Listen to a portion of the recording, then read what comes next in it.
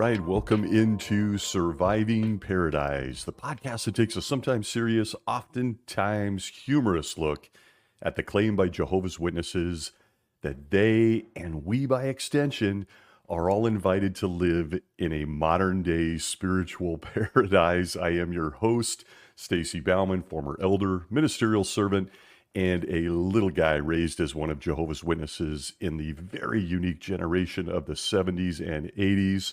Warning, as we do, we try to have some fun here while healing. Discussion is open. Nothing's off limits. It features sarcasm, humor, my own experiences. There's laughter. There's sometimes tears. It gets real here. It's never meant to offend. Thanks for being in here and joining us this week. I'm going to start by making a confession, and it probably means absolutely nothing to most people or anyone listening, but I like to be transparent, and it's the truth.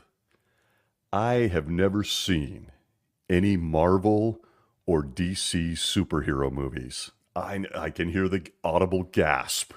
I know, what? Oh, actually, as I think about it, that's not true. I've actually seen the first Ironman, and I've seen a couple of the Batmans. So, okay, I lied right from the outset. I've seen a couple of them. Every movie after those, nope, haven't seen them.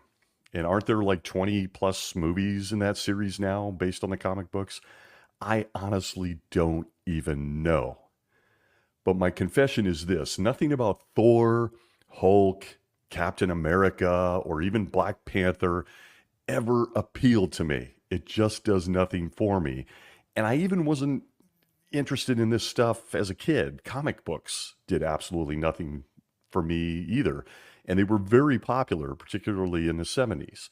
So I have to tell you and confess right now, I had no clue who Thanos was until a young kid, a little guy, told me who he was a few years ago by means of his Funko Pop. Then I learned who Thanos was. I can't even remember the last time I went to a theater, but I confess that nothing about superheroes, outside of maybe Batman. Batman's interesting. He's a flawed guy with cool gadgets, doesn't have superpowers. He's kind of interesting. You get what I'm saying there. But none of the other ones, they never really interested me, even as a kid. And I have to say that looking back with the benefit of hindsight, I don't know if that was just my personality, which I suspect partly it is, or if it was impacted by being exposed to the Bible and a lifetime inside Jehovah's Witnesses. From a very young age, I had all of the publications in my lap at meetings. I've shared that I was a reader. I love it. And I had a different take on what made a superhero. Who needs Superman when I was looking forward to living in paradise and rubbing elbows with the real strongest man who ever lived? You know, Samson, minus the prostitutes. Let's talk about how Thor ripped off that whole hammer thing from Samson after, he grabbed that bone and slaughtered all those Philistines. Remember that?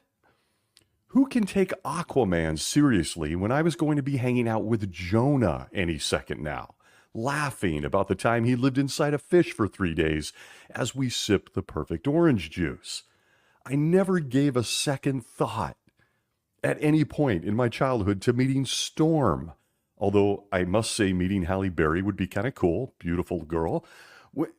When I was going to be in paradise telling Joshua to ignore how uncomfortable his paradise-issued khakis were, and to tell me more about that time he made the sun stand still. He controlled the weather and the celestial bodies.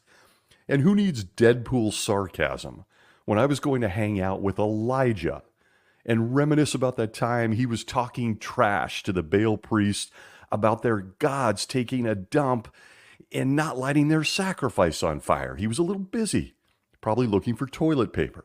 Hope he washed his hands. Superheroes never made a big impact on me. But I can't say that about my little brother. We actually used to fight about cartoons on Saturday mornings. I wanted to watch Scooby-Doo. I was obviously at that point on my way to becoming a demonized apostate. And he wanted to watch superheroes. You remember the superheroes cartoon? And it followed me into adulthood. I had no interest in superheroes, and I still don't. I knew who the real superheroes were. I had Noah, snuck him in, who found a way to not have sex with his wife until he was 500 years old. Amazing. How did he do it? Now that is a superhero. In all seriousness, my logical mind didn't buy into it because in reality, I thought superheroes were just the world's way of ripping off the real superheroes. If you're a Jehovah's Witness and one raised as a kid inside the org, you know who I'm talking about. The angels. Yes, I'm laughing at the irony. I could go on and on, but I won't. But it sure shows how deep that organization got into my head from a young age. Angels were my first exposure to what a real superhero looks like. They made an appearance early in the Jehovah's Witness instruction manual known as the Bible. The My Book of Bible Stories back in '78 made it all come to life for me. You remember when they made their debut. It's in the book of Genesis, it's chapter 3, verses 23 through 24 of the New World Translation, where it tells us this, quote, "With that, Jehovah God expelled him from the Garden of Eden to cultivate the ground from which he had been taken. So he drove the man out, and he posted at the east of the garden the cherubs and the flaming blade of a sword that was turning continuously to guard the way to the tree of life." End quote. Whoa! We got flaming swords. Little boys really like swords, by the way. They really like swords. But more importantly, we got angels. The illustration featured a couple of buff guys with stern looks on their faces, arms crossed, and they were a gold color. It was really wild, and I was hooked. I had a long list of questions that probably drove my mother crazy back there in the 70s. I'm a question guy. I was as a kid too. It's why I love those mysterious nameless people I could find on page 31 of every Watchtower back in the day. Those folks that made up the questions from the readers. My kind of people. But the questions were endless. Who were these guys? And notice I said guys. I'll get to that. Do they work out in heaven? Do they have a gym membership? Because they all are really buff. And what little boy doesn't want to be buff? Why do they all look the same? Do they have names? How many of them are in heaven? Billions, you say? Hey, do I have my own angel? Because I pray to Jehovah every night. I have my own angel, don't I? If I do, what's his name? Do the angels sleep on their backs? Those wings look really uncomfortable. And why, by the way, do they need to fly? Why can't I see them? And did someone back in New York get a visit from one of them? Is that how they know what they look like? Do the angels spy on me? I've read that they sing in heaven. What do they sound like? Why do so many of them like girls so much? Ew. Incidentally, that question changed at around 10 years old. Then I understood why they liked girls so much. Why and what do they do all day? Are they sad that some of their buddies left with Satan? Are they sad about Satan? Was Satan cool? When did Jehovah give them permission to grow beards? Oh yeah, they were clean shaven at one time. At least the publication showed us. But look, the angels in heaven were and are a much better brand of superhero. From the Bible Questions Answers section of the website, Who or What Are Angels?, we are told this by the governing body, quote, "Angels are beings who have greater power and ability than humans. They exist in heaven, or the spirit realm, which is a level of existence higher than the physical universe. Thus, they are also referred to as spirits." End quote. On and on. it went from my developing brain as a kid. And as always, time gets away from you and you grow older and mature, and the questions changed. And I'm sure thankful they did, by the way. It moved into deeper questions from where I sat. Questions such as, we are driving around in this minivan for the millionth time in this same neighborhood on a Saturday morning, looking for just one person, just one, to take these magazines from me or accept a Bible study. I'm already car sick. We are burning fuel. And I've been to the same house 1,000 times over the past 10 years. If angels are really directing this preaching work, do they suck at it? Do they need a map or a GPS? Do they know what those are? Would it be easier for them to appear like they used to in the Bible? It seemed to work whenever they miraculously appeared and spoke to someone. See Moses, see Jacob, Mary, Daniel. I'm pretty sure a buff, white male with wings appearing out of nowhere in the street would get my neighbor's attention.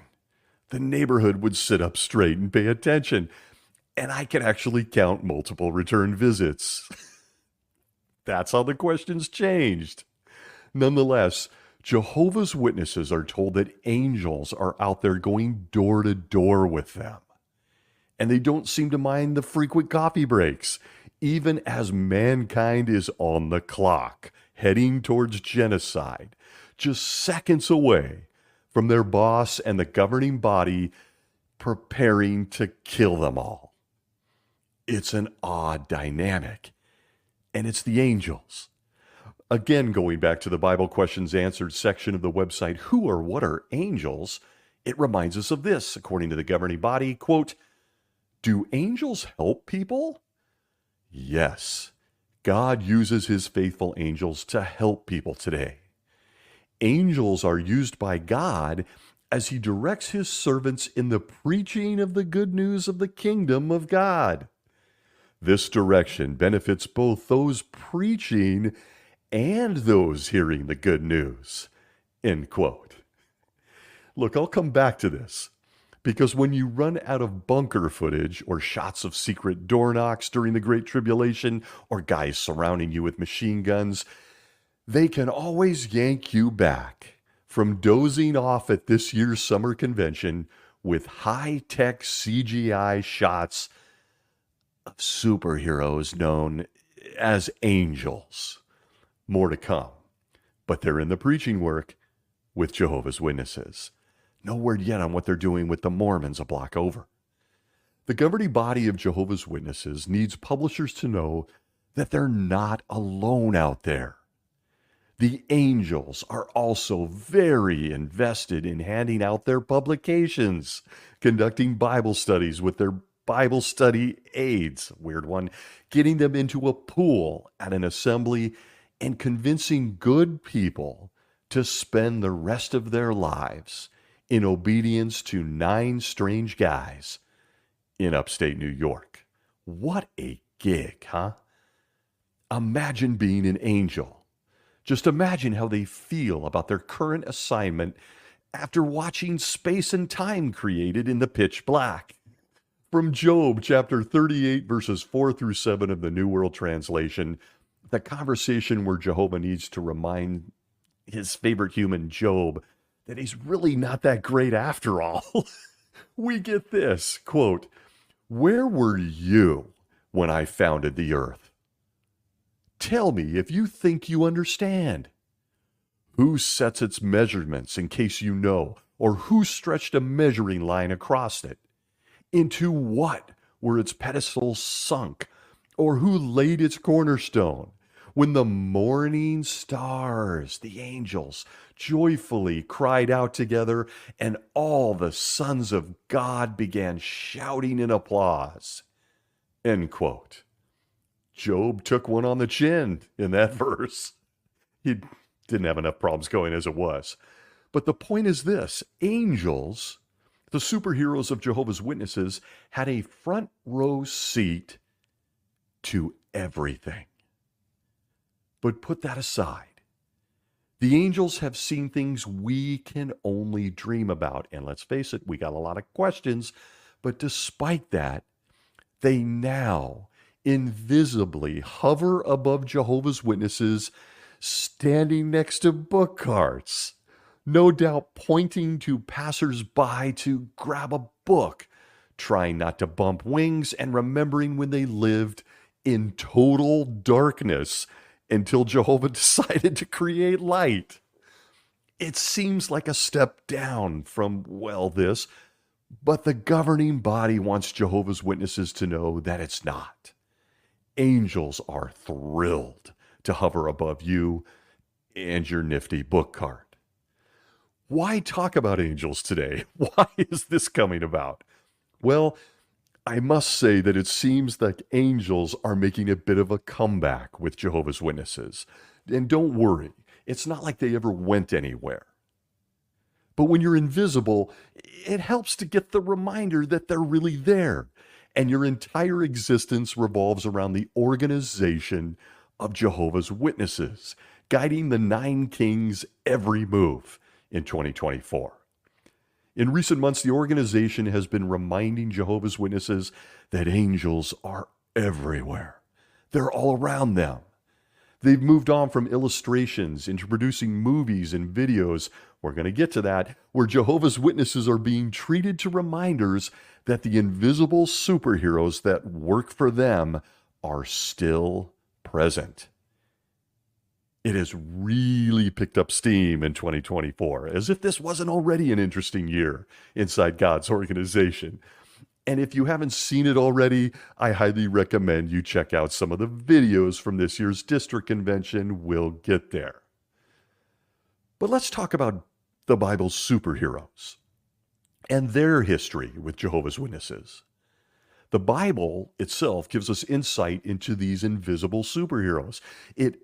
As an example, it only took one of them to wipe out 185,000 Assyrian soldiers. Let's see Captain America pull that one off. And that right now, at this very moment, as you're listening to this crazy podcast, 4 angels, 4 of them, are holding back the 4 winds of destruction. At Revelation chapter 7 and verse 2 of the New World Translation, we are told, quote, "After this, I saw 4 angels standing on the 4 corners of the earth, holding tight the 4 winds of the earth, so that no wind could blow on the earth or on the sea or on any tree," end quote. I'm sleeping better already. We've got 4 angels holding back Jehovah's wrath. Sleep well tonight. To think that this has been going on, incidentally, since 1914, these 4 angels. Have you ever played tug-of-war for like 110 years? I can't do it for 10 minutes. I'm tired. And that could be why, after all, when you see the angels, they're pretty buff. They're buff. They're holding back the 4 winds of destruction. I remember wondering how these 4, and Revelation doesn't indicate if they take turns doing this or if, they rotate angels in, no one knows. But I remember how these 4 angels felt when Jesus decided to roll out, overlapping generations. Here's the 4 of them, and they've been holding on tight, thinking that the generation of 1914 would be alive and they could finally just let go of these damn winds. But no, Jesus decided that generations overlap in the late 1990s. So these 4 angels, and I mean to tell you, damn, talk about superhuman strength, they're still in 2024, 110 years later, holding on with no end in sight. And I here want to say, thanks, fellas. Thank you. Geez, can we get you anything? A sandwich, something to drink, anything? Overlapping. It denotes that it could go on for a while. So hold on tight to those 4 winds. But angels have been involved with Jehovah's Witnesses from the beginning of time. I must say at this point that Abel, you remember him, Adam and Eve's son, is the first Jehovah's Witness on record. In the book Jehovah's Witnesses, Proclaimers of God's Kingdom, pages 13 through 14, we are told, quote, at Hebrews 11:4, Paul identifies Abel as the first witness of Jehovah, end quote. And with that, I have to say a few things. It looks like Abel's angel took a day off when Cain invited him out into that field and then bludgeoned him to death. Why everyone in the heaven was watching. The other angels. Apparently the other angels weren't interested in helping either. They weren't interested in the first witness of Jehovah. 185,000 soldiers is one thing, people. But taking on one insecure farmer sibling is quite another. I found myself wondering if Abel's angel was the same angel that looked the other way when Cain took his own sister as his wife. I mean, I got questions. But he apparently took the day off, and the other angels just watched as Farmer Cain bludgeoned his brother. As a kid, I wondered if the two angels standing out front of the Garden of Eden just watched this whole thing go down. You know, they were in eye shot, and so it began. A series of conflicts, at least with me, on how I viewed the superheroes, the angels, including some questions I still can't shake. For the two angels that visited Sodom and Gomorrah and led Lot by the hand safely out of the city, but seemed to dismiss themselves or look the other way when he made a few bad decisions with his own daughters. Okay then. But at the risk of going off the rails, if you want to see or read one of my favorite angel stories in the Jehovah's Witness manual known as the Bible, please go read Numbers chapter 22. The folks from PETA would have a field day with this highly unexplainable angel story, including the angel's decisions. You might remember this. You remember, Jehovah wants to stop his guy Balaam from issuing a curse. Balaam decides to ignore Jehovah and do it anyway. So on his journey, an angel appears, not to Balaam, the angel appears to his donkey. To his donkey. 3 times. The account shows us that the donkey is scared to death. Balaam can't see him, but the donkey can. Balaam beats the donkey over and over again until after the 3rd round of beatings, the donkey turns and speaks to Balaam. He starts talking to Balaam, probably in Hebrew, I'm guessing. And Jehovah decides at that point, I guess he's seen enough, to allow the angel to turn off his invisibility cloak and show himself to Balaam, warning him to obey Jehovah and maybe lay off on the donkey.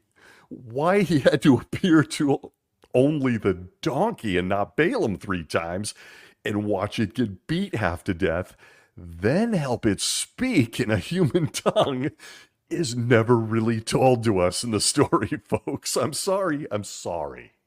It's not there. We don't know why. But Balaam listens, only supporting my point about angels helping in the field service today in 2024, and angels are strong and buff and stuff. I got nothing. But it's there. Numbers 22. But the confusing message on the invisible superheroes of Jehovah's Witnesses doesn't end there. Skipping ahead, did you know that the same angels that helped Lot, Moses, Balaam, and a whole bunch of others were also heavily involved in helping Charles Taze Russell and Judge Joe Rutherford build the modern-day organization of Jehovah's Witnesses? Did you know? It's true. It's in print. Charles Taze Russell, widely considered a hero by Jehovah's Witnesses. They still talk about him, reference him. They've got videos on him. They're recreating videos on him. He was a big guy, the first guy. Charles Taze Russell, I call him Chuck, was a big fan of the invisible spirit realm, and that included angels. Chuck, and everything he did when Jehovah decided he was the best man on the entire planet, They're somewhat of a sore subject with Jehovah's Witnesses. Most won't know anything about Chuck. It's odd. They know what he looks like. He had a beard. Others will try to claim his teachings, well, they're obsolete. It's old news, without ever trying to explain why it was that he was teaching this stuff, saying this stuff, and doing this stuff when Jehovah chose him to begin with. If what he was saying was wrong and downright weird, can we get an answer as to why? And that includes his thoughts on angels. Are you ready for a few examples from the guy that after centuries of no Jehovah's Witnesses, Jehovah looked down and went, I like that guy. He's going to be my guy. Would you like some thoughts from him on angels? I encourage everyone who is unaware to familiarize themselves with one of the Watchtower Society's long-lost books. It's called, and it's in a beautiful, purple fuchsia color if you can find one, it's called Angels and Women. And if you can find an original hard copy, you are genuinely my hero. I've been looking for years. I look at every bookstore, garage sale, everywhere. No luck. Haven't found one. But you can find the Kindle version on Amazon as we speak. I looked. And this book, Angels and Women, was removed from the library at Bethel, and it's not likely you'll find it in a Kingdom Hall today either.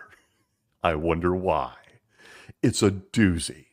First, the description of the book, straight from the pages of Amazon. Quote, Angels and Women, 1924.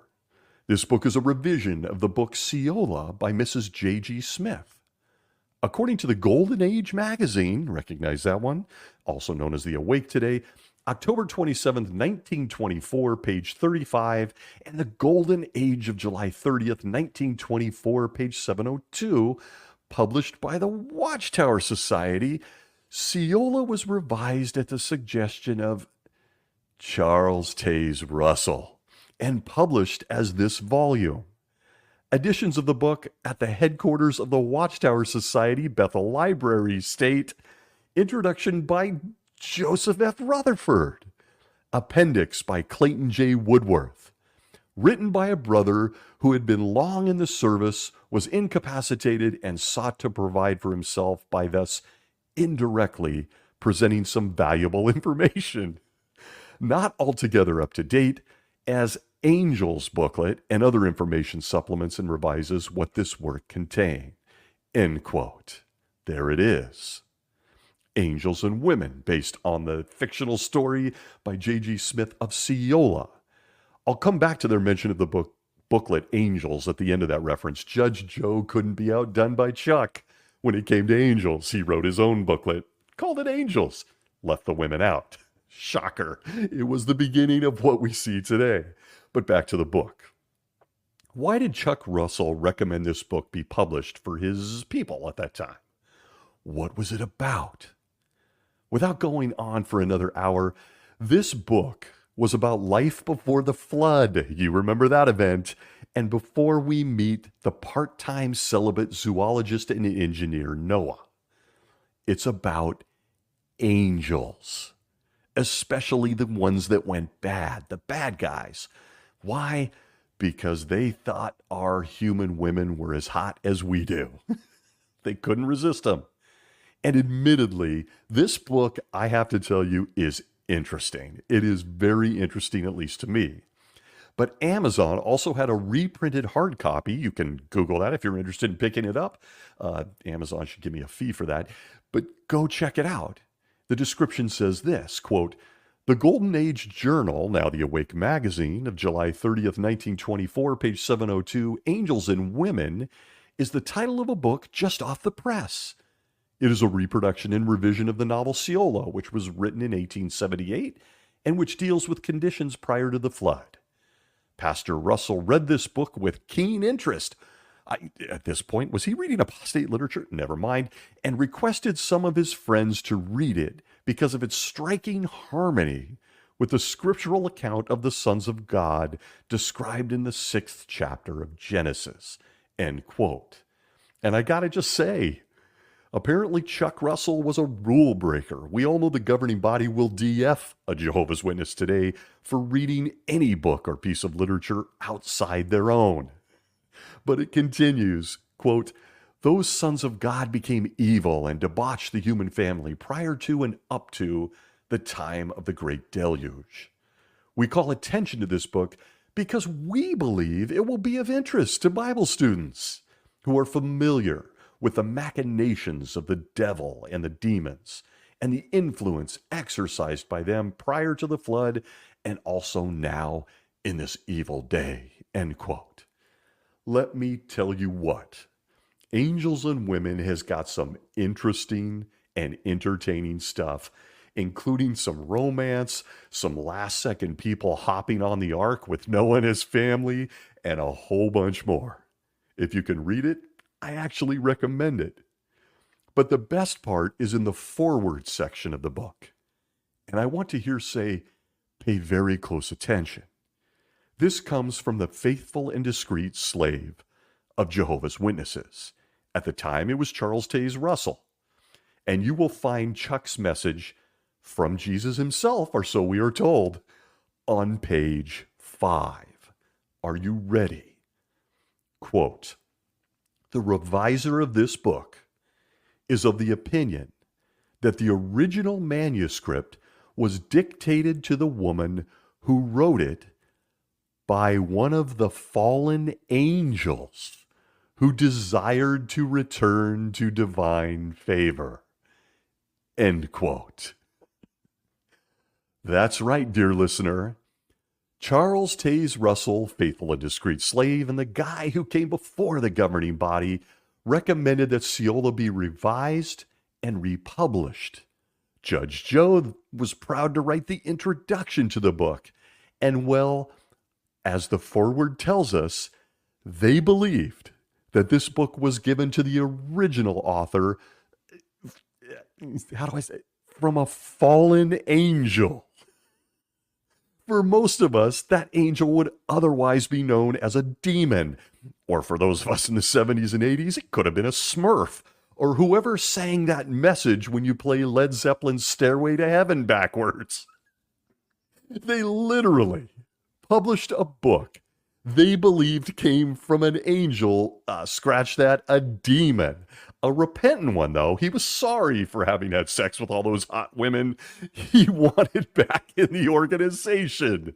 The book does not feature a judicial meeting. We're not sure what happened to this angel. And there it is.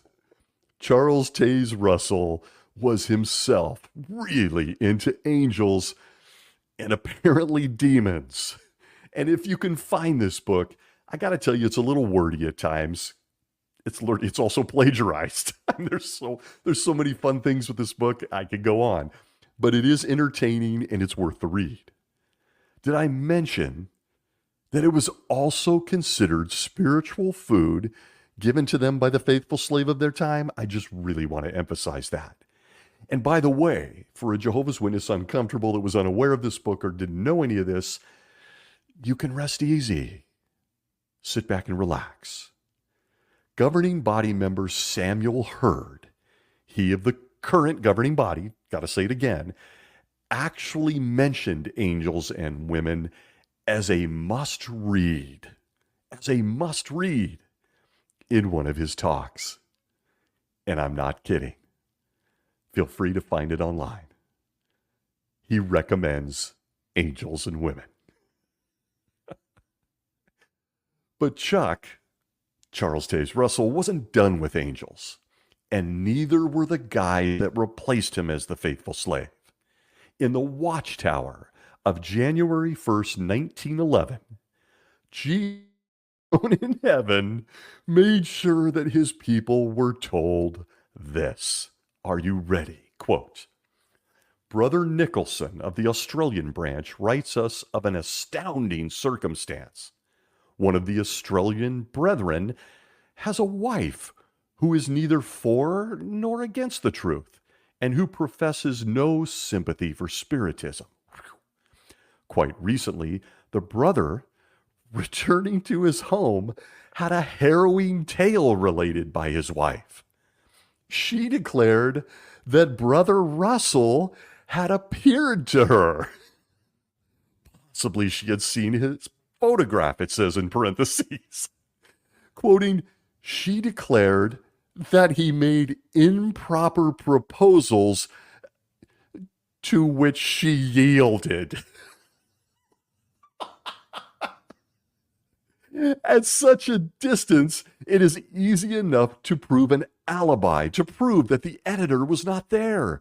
But suppose the materialization in all of its particulars had transpired in Brooklyn, or in the Bethel home, or in any of the various cities which the editor visits, in the preaching of the gospel, or in a Pullman sleeping car in which he frequently travels. It is easily seen that an alibi might be very difficult to prove in such cases. End quote.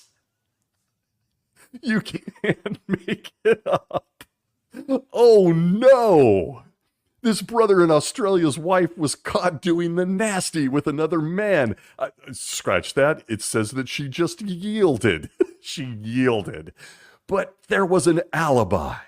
It was an angel that had materialized looking like Charles Taze Russell.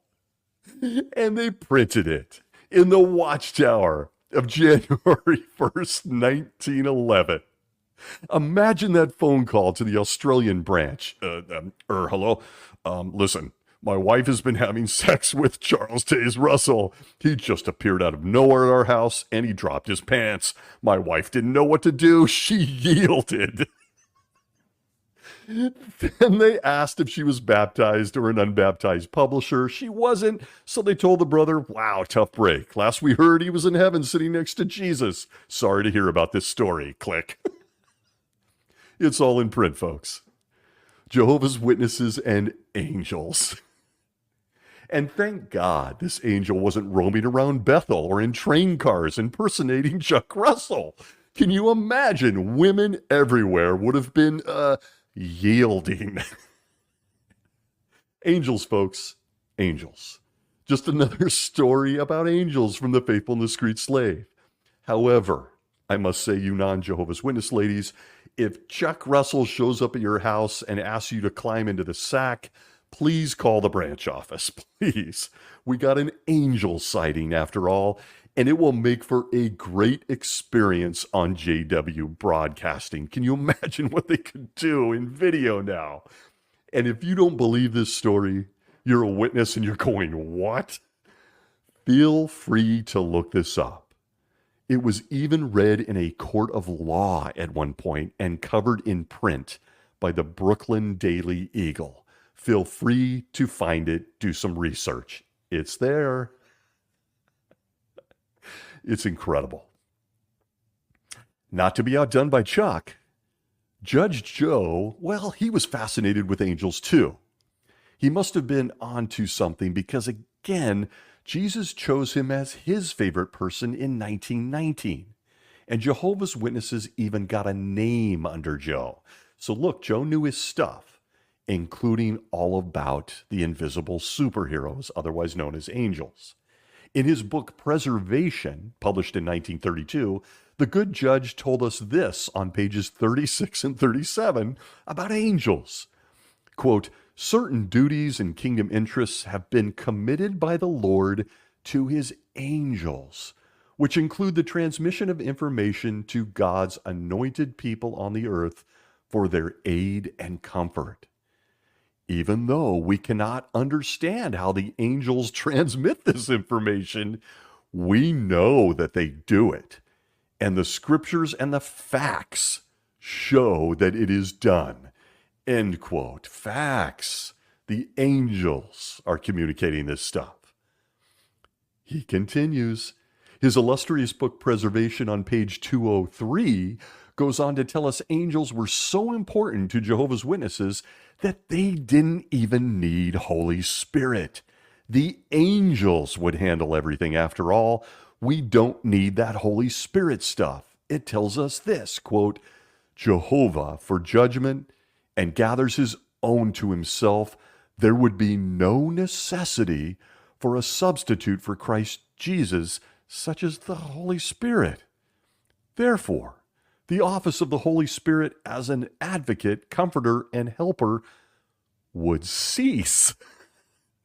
The angels of Christ Jesus, forming his retinue of servants at the temple, invisible indeed to man, of course they are given charge over members of the temple company yet on earth. End quote.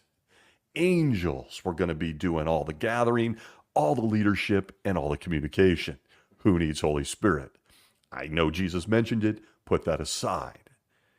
And the judge goes on to claim he had a very special relationship with these invisible angels. And that, of course, started in 1919 with the organization. In his book, Vindication, 3rd volume, 1932, page 250, Judge Joe Rutherford, now promoted to heavenly king status, said this, quote, "These angels are invisible to human eyes and are there to carry out the orders of the Lord. No doubt, they first hear the instruction which the Lord issues to his remnant, and then these invisible messengers pass such instruction on to the remnant. The fact shows that the angels of the Lord with him as his temple have been thus rendering service unto the remnant since 1919, end quote. What they were doing before 1919 is of no importance. Stop with the questions, you mentally diseased apostate. He pounded this point home regarding angels for many years. He, the remnant, him, was being directed by the angels themselves. We don't even have time this week to consider his follow-up book titled Angels. That's right, the judge wrote a book called Angels. He was working closely with them. They were talking to him. Couldn't explain why, but just trust him. They were. But it is filled with great stuff. Needless to say, though, the opening foreword to the booklet asks this question, quote, "Can men and women now on earth communicate with the angels?" End quote. The judge had an answer for us. He says, quote, from the Golden Age of 1933, November 8th, page 69, quote, "God uses angels to teach his people now on earth," end quote. He tells us in the Watchtower of 1936, February 15th, page 52, quote, "No man can properly interpret prophecy."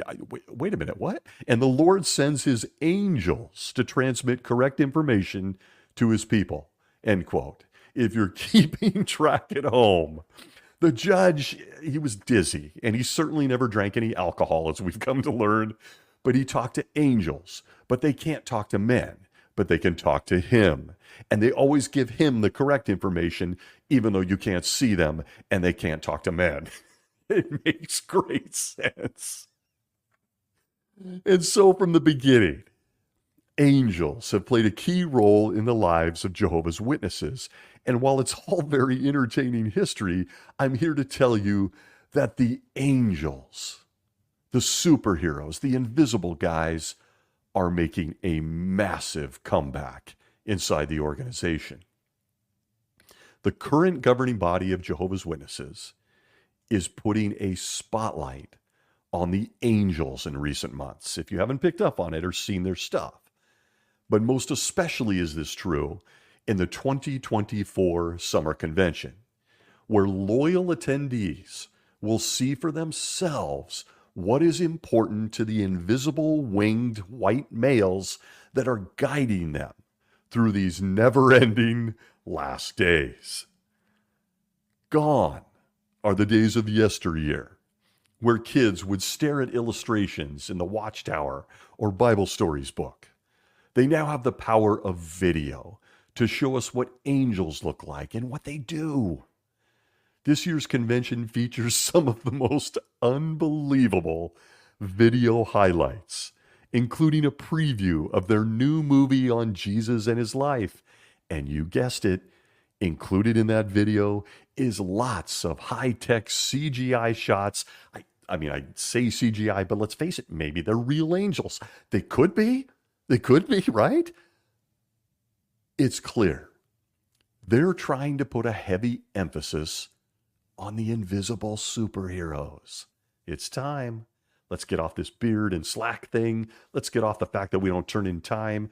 Did you folks remember that there's some invisible superheroes hovering with you day after day?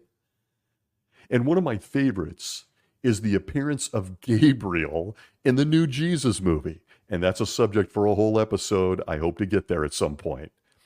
But imagine my surprise to learn that the angel Gabriel, one of only 2 or 3 that have names in the Bible, yeah, he actually has an incredibly cool Australian accent. Gabriel, who knew? He's a big fan of our friends down under. He's got an Australian accent. He, of course, in the video, as the Bible goes on to tell us, makes Zechariah deaf and mute for not believing what he told him, which likely did wonders for Elizabeth as she carried his son, who would be John the Baptist. And then the Australian Gabriel gives Mary, Jesus' mom, Mary, a pep talk about being a virgin and stuff. All of this, folks, with surround sound. It's an absolute gift from the governing body of Jehovah's Witnesses, because, nobody knows the story of Jesus at this point. I can't even begin to imagine, and I'm not going to even predict, how many Jehovah's Witnesses will sit in that audience and have goosebumps and will shed tears when they're watching this stuff. It's absolutely amazing what millions of dollars will do in highlighting someone and something invisible, isn't it? And while the incredible history of the angels is well known by most, it's important that we all understand the real message from the governing body regarding angels. And in my opinion, the reason for this big comeback and spotlight on the invisible superheroes. And that message is this, and it comes across plainly in the recent literature and in these videos. The message is this: the angels you can't see work for them. And frankly, the angels always have. I could spend another hour relating the many experiences you can find today in the Watchtower online library, stories of people, normal people, on the verge of, complete meltdowns, tragic decisions, lost, depressed, scared, taking bended knee and clasping their hands together and praying. And say it with me, ding dong, the doorbell rings. The angels just pushed a Jehovah's Witness to their door. They were praying, and an invisible angelic guy with wings pushed that sister to your door to hand you the publications of the Watchtower Bible and Tract Society. And this convention has several video interviews that are doing it again. And I thought it was interesting when I watched them that both of those experiences they lean into are middle-aged or elderly women.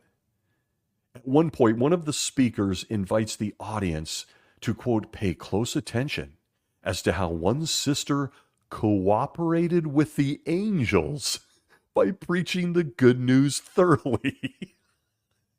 And when he said it, I just busted out laughing. I'm sorry for the laughter, folks, those who hate it. I just busted out laughing. What? The sister cooperated with the angels. What did she huddle on the corner with the angels just out on the sidewalk and come up with a plan before she walked up to the door? Did they huddle? Break. Like, what? What do you mean she cooperated? Doesn't cooperation take at least 2 willing participants communicating? Not when you're working with invisible superheroes, folks. The video that follows is something to behold. It's about a sister who used to be a real party animal. She was a partier, but she was having a Bible study, but she was out there dancing and carousing. She gets clean and out front of a book cart, and we're told that it's all thanks to the angels. That's right. They're not your everyday superhero. They got this partier to clean up her life and get out in front of a book cart. Then they turn it to a video about a woman who got help from the angels when she was ready to give up on her life after her grandfather passed away. Enter the angels. Oh, and you and me with one of their books for her. That's literally the message. It's not a new message. I've seen this going back decades and decades in my time as a witness. We used to sit in car groups and try to see who could get the bigger goosebumps going with stories about angels. But at this year's convention, the speaker goes on to relate his own story about a woman in a grocery store at checkout. Everyone apparently in the line was rude to the checker, the employee, but the woman saw a chance to informally witness. Of course she did. She's got bananas, onions, and God knows what else on there. Hopefully anyway. But with captured employee, I might add, who has to be nice. It's sort of like those guys who think the waitress loves them when they're hitting on her. She's at work and she has no choice. But long story short, the checker, the worldly person, she started a Bible study based on how the sister said, you're so nice. Everyone's so rude and you're so nice. I'm nice too because I'm a Jehovah's Witness. What? I want a Bible study. And as the brother relating the experience ends it, he says, quote, angels even work in supermarkets now, end quote. And I got to tell you, it has inspired me to be on the lookout during my next shopping trip to Costco.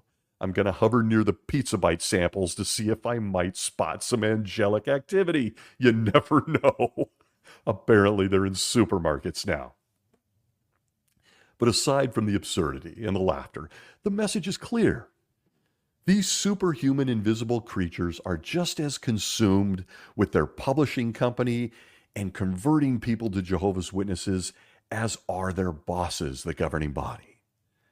Nothing that happens on this planet, including anything you personally are just motivated or moved to do from your own heart, is without the influence of the angels. They're involved. Did you know? You're going to see a lot of it at this year's convention if you haven't seen this already.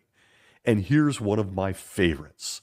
Quote, in harmony with the year text of 1982, Jehovah's Witnesses have had plenty to do in the work of the Lord in more than 200 countries. Many thrilling reports filter out of these countries. This is from the 1982 yearbook, I might add. These indicate angelic direction of the work that is accomplished underground in spite of the obstacles. Some unusual, incidental circumstances are seized to interest people in the kingdom message. You know it. For example, a 55-year-old lady was attempting to cross the street. Just as a car was about to hit her, a sister, not just any person, folks, back to the quote, a sister grabbed her arm and pulled her to safety, saying, "Please take care. We are living in perilous times," end quote. She then, back to the quote, she then explained why the times are so dangerous. Of course she did. The lady said, "Are you one of Jehovah's Witnesses?" As it turned out, she had obtained a paradise book from among the possessions of her sister, who had not been a witness and had recently died. After reading the book with her Bible, the lady had been wanting to meet one of Jehovah's Witnesses. And, no doubt by angelic direction, this dangerous incident made it all possible. End quote. No doubt. Thank you, 82 Yearbook. Now a book you can't find out of print. Wow.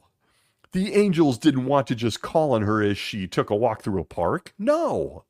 They waited until she was almost mowed down by a car to get her attention. And surely no one would just reach out and grab someone before getting hit by a car just because they're a good person and stuff, right? No way. And wow. This sister is a real hero. Imagine saving someone's life and the first thing you say to them is, quote, "We are living in perilous times," end quote. And instead of calming them down, making sure they're okay, then going on to explain, quote, why the times we're in are so dangerous, end quote. I almost just got hit by a car, lady. Can we do this another time? No. In other words, when it comes to the governing body's message, the angels aren't above scaring the shit out of you to get their point across. Quote, hey, Gabriel, here comes a car. You thinking what I'm thinking? Let's see if we can kind of push her out there, grab her back, and get a Bible study out of it. It's just absolute insanity. And there it is. For anyone who's been a witness, you've been exposed to this type of thinking and these experiences for many, many decades. It's reason why the governing body is going back into the past and putting a spotlight on the invisible superheroes.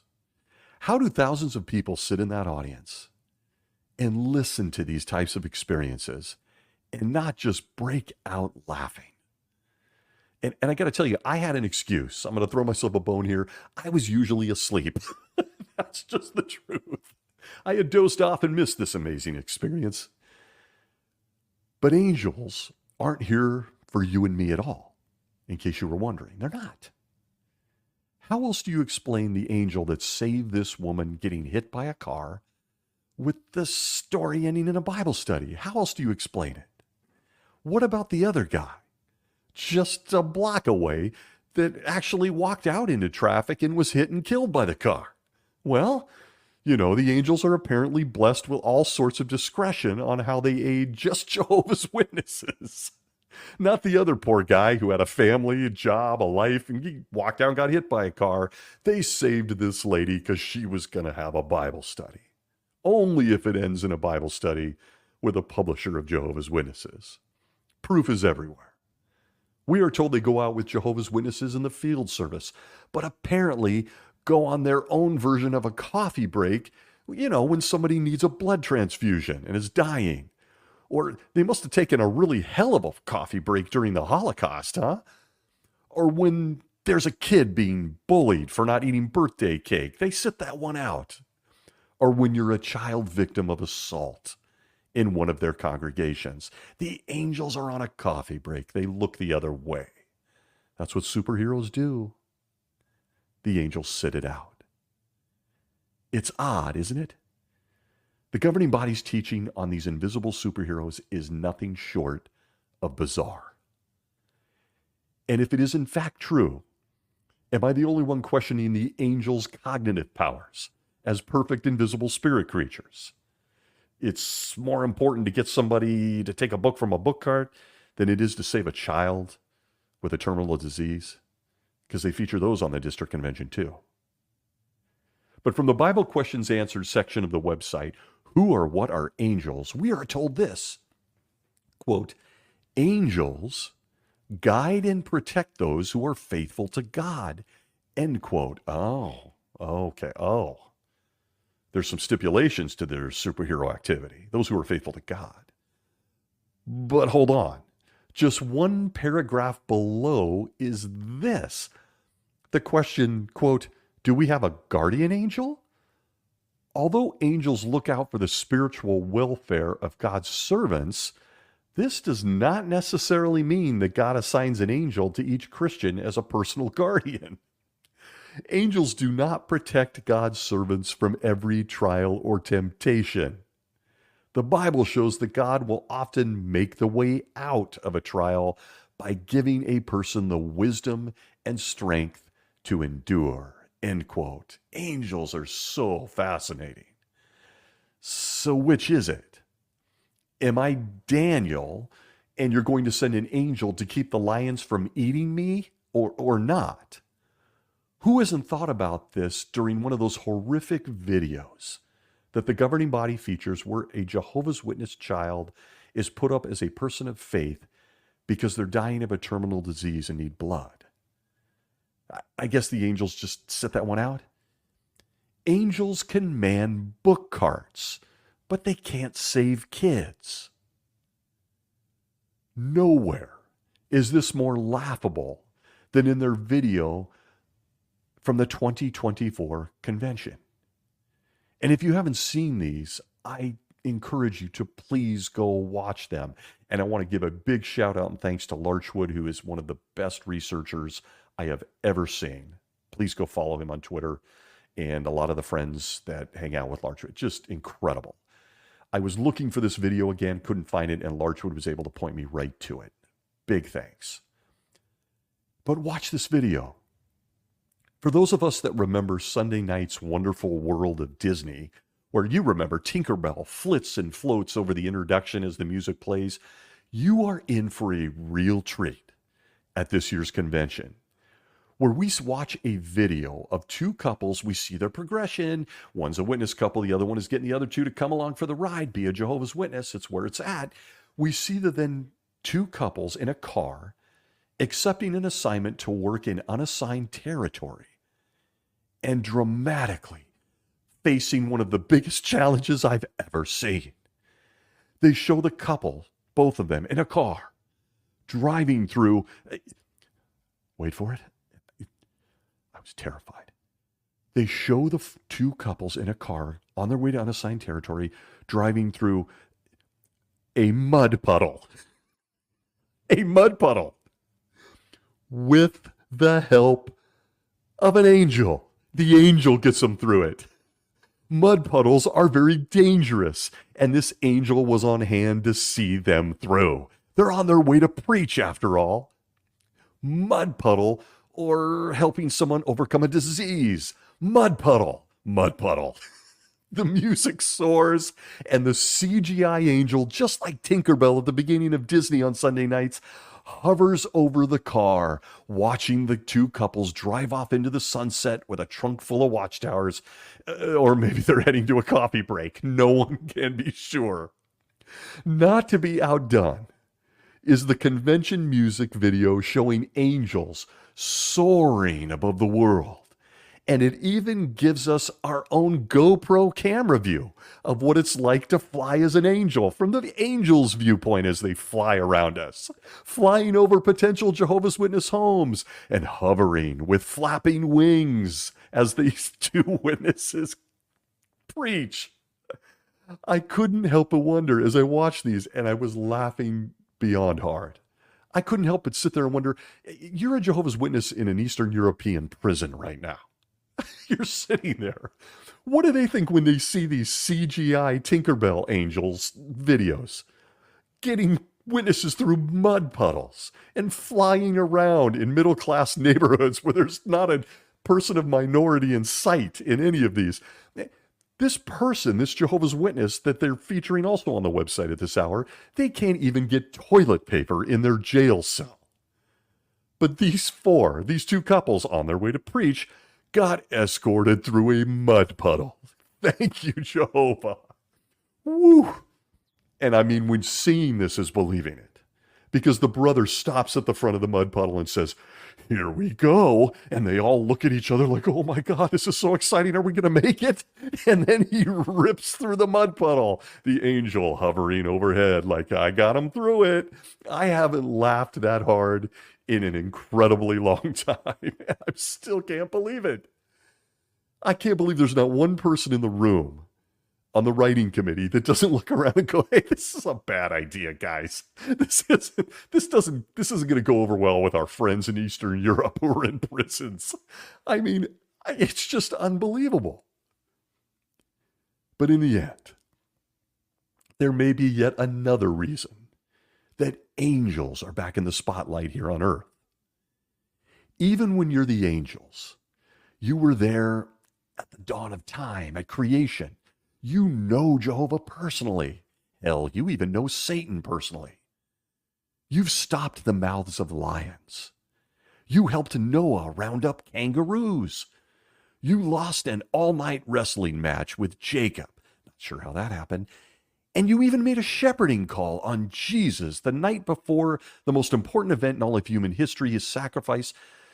Your life now, as an angel, consists of occasionally, not very often, but occasionally, nudging a baptized Jehovah's Witness towards someone who may want to read their publications. That's the life of an angel. Oh. And then there is this.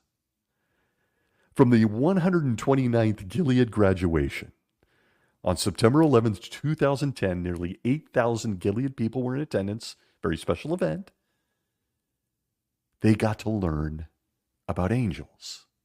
Right before they were being sent out into countries where there was danger, not a lot of good accommodations, no money, and a whole bunch of other stuff, the Gilead graduates got to hear about angels.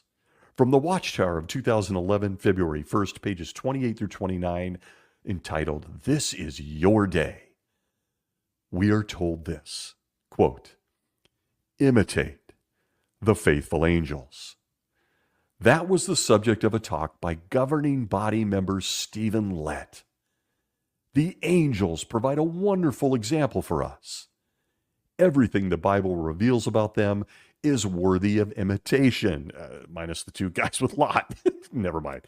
Brother Lett said, back to the quote, he then identified 4 traits of the faithful angels that we would do well to imitate: their endurance, their humility, their helpfulness, and their integrity. When Manoah, the father of Samson, asked an angel for his name, the angel refused to give it. That angel displayed humility. Brother Lett told the students, when someone tries to praise you or rave about your abilities, humbly direct attention away from yourself and toward Jehovah and his organization. End quote. That's right. Stephen Lett has a lot to say about humility. Angels are humble. They wouldn't even give their names. But if someone tries to tell you you're great, for those paying attention, the angels teach us something critical. When someone wants to praise a Jehovah's Witness for their personal qualities or a job well done, you need to stop them in their tracks and point them toward the organization. In other words, point them towards Stephen Lett. You didn't think Stephen and his pals were going to let invisible angels upstage them now, did you? They're kings, after all. The angels will eventually do their bidding. It's in print, including handing them fireballs to throw at the rest of us. The angels work for them. Is it any wonder that recent Watchtower articles and videos are putting a spotlight on the organization's invisible superheroes? There is a certain level of comfort in knowing that as you trim that fresh beard and the sisters put that leg into those slacks, that they have the backing of billions of invisible guys that no one can corroborate are actually there, and that they're all working for the governing body of Jehovah's Witnesses. As you watch these videos at the convention this summer, or ponder one of the thousands of illustrations of the winged white invisible males that protect Jehovah's Witnesses, consider what it must be like for them. The angels have been watching this mess called humanity for 6,000 years. They watched on as thousands of their angelic siblings grew penises and had sex with women. Got to admit, it kind of looked fun, and even became fathers. These angels sat there eagerly anticipating Jehovah kicking the bully's ass, only to watch him hand over Job for some sadistic torture. They've watched on as Jehovah allowed Satan back into his house in heaven, no reason why, and didn't even kick him out of the house until 1914.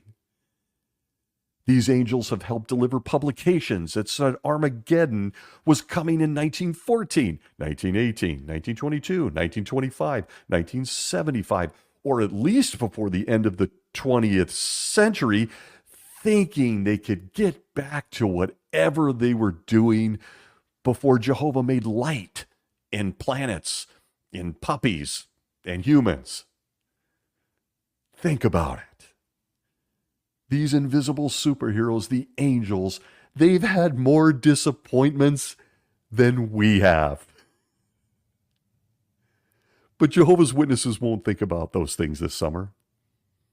They will watch those videos and look at those illustrations in the magazines and will continue to believe that they have their own invisible winged superheroes. Meanwhile, here on Earth, the comic book movies have started to really bomb at the box office due to something critics call superhero fatigue and saturation.